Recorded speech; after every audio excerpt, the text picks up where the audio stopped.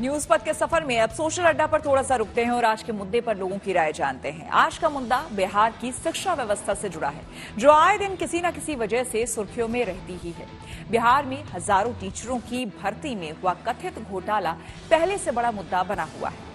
अब राज्य के सरकारी स्कूलों में ऐसे लाखों घोस्ट स्टूडेंट्स का पता चला है जो सिर्फ नाम के लिए रजिस्टर्ड है, लेकिन हकीकत में इन स्कूलों में पढ़ नहीं रहे।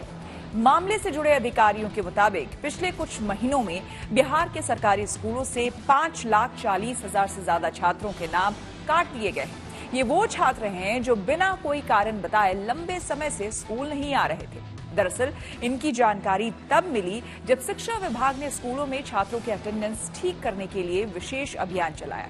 आशंका जताई जा रही है कि इनमें कई छात्र कहीं और दाखिला लिए हुए हैं या फिर प्राइवेट स्कूलों में पढ़ रहे हैं। शिक्षा विभाग का मानना है कि इन छात्रों के नाम काटे जाने से राज्य के खजाने को डीबीटी यानी कि डायरेक्ट बेनिफिट ट्रांसफर के रूप में 300 करोड़ रुपए की बचत होगी।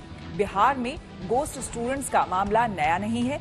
साल 2011-12 में भी छात्रों के लिए हेल्थ गारंटी स्कीम लागू करने के दौरान स्कूलों में कई फर्जी नामांकन हुए थे। बाद में ऑपरेशन रजिस्टर क्लीन के जरिए ऐसे लगभग 20 लाख छात्रों की पहचान हुई थी जिनका कोई अता पता नहीं था। स्कूलों में छात्रों के फर्जी नामांकन की वजह सरकार के संकल्प प्रोग्राम के तहत ज्यादा से ज्यादा बच्चों को स्कूल में लाना बताया गया।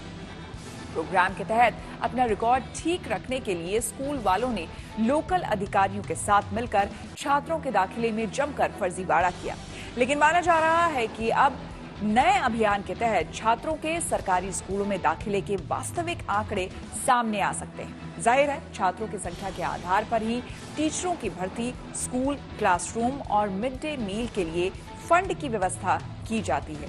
अगर छात्रों के आंकड़े बढ़ा चढ़ाकर दिखाए जाएंगे तो इसका सीधा असर उन जरूरतमंद छात्रों पर पड़ेगा जिनके लिए सरकार योजनाएं चलाती है। इस मुद्दे पर हमने पटना के कुछ लोगों से बात की और उनकी राय जानी। सरकार ने लगभग 5 लाख छात्रों का नाम जो है वो काटा है। सरकार की नजर में ये छात्र घोस्ट साबित हुए हैं। तो आपको क्या लगता है, ये डिसीजन जो सरकार का है, फैसला, उसको कैसे लेते हैं? ये जो अभियान चलाया गया है कि जो फर्जी तरीके से जिनका स्कूल में अपीयरेंस नहीं है, जो स्कूल आ नहीं रहे हैं और रजिस्टर में उनका नाम चढ़ाया हुआ है कि 100 छात्र हैं और इस स्कूल में आते हैं 50 छात्र, तो 50 छात्र का जो मिड डे मील है या जो और जो योजनाएं जो स्कूल में आती है वो आखिर कहाँ जा रही हैं? वो कहीं ना कहीं वो किसी विशेष वर्ग के पॉकेट में जा रही हैं। इन योजनाओं का लाभ जो सही वर्ग के लोग हैं उनको नहीं मिल रहा है। तो जो ये अभियान चलाया गया है ये बहुत ही सराहनीय है। इस फैसले से बिल्कुल लाभ होगा। जो कंटिन्यू नहीं कर रहे हैं या तो कंटिन्यू करेंगे और नहीं तो हकीकत में वो नहीं पढ़ रहे होंगे तो पढ़ाने की व्यवस्था होगी, या फर्जी है तो फिर योजनाओं का लाभ उनको जो फर्जी लोग उठाते हैं वो नहीं उठेगा। तो ये कहीं न कहीं सरकार ने जो अभियान ये चलाया है शिक्षा के लिए, ये लाभदायक है। इसलिए लाभदायक है कि जो विगत दिनों में ये तमाम जो शिक्षा की व्यवस्था फैली थी वो दुरुस्त हो रही है। ये मैं मानता हूँ कि बिल्कुल सही है। मिली भगत भी होता है, जैसे में भोजन का जो उनकी राशि आती है उसमें गबन होता है।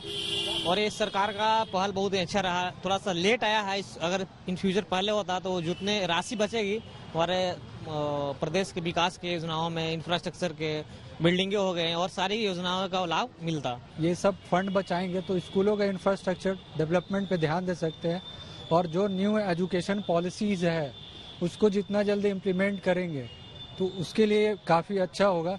ताकि क्योंकि प्राइवेट इंस्टीट्यूशन को छोड़ के हम लोग गवर्नमेंट पे दे रहे हैं, क्योंकि बाकी पूरे आप अदर कंट्रीज में देखिए तो वहाँ गवर्नमेंट इंस्टीट्यूशन इतने अच्छे कि लोग प्राइवेट को छोड़ के गवर्नमेंट की ओर भागते। हम लोग ये भी कर सकते, बुक वगैरह जो सीनियर है वो अपने जूनियर को दे, ताकि हम लोग पेपर वगैरह इस सब में भी अगर गवर्नमेंट सोचती है तो कॉस्ट कटिंग करके हम लोग एक पुअर को अच्छे वे में एजुकेशन के लिए हम लोग प्रॉस्पर कंट्री के ओर एजुकेशन के लिए बढ़ सकते हैं। स्कूल नहीं जा रहा है वो तो उसको तो गलत तो है ही, उसको एकदम हटा देना चाहिए। और शिक्षा के मामले में एकदम बढ़िया होना चाहिए गवर्नमेंट का, जो कि ताकि प्राइवेट स्कूल में आदमी न ताके। बस ये जरूरी है। हाँ, एकदम जरूरी है। शिक्षा के ही सहारे आदमी बहुत आगे बढ़ सकता है आदमी, तो उसके अलावा विकल्प कुछ भी नहीं है।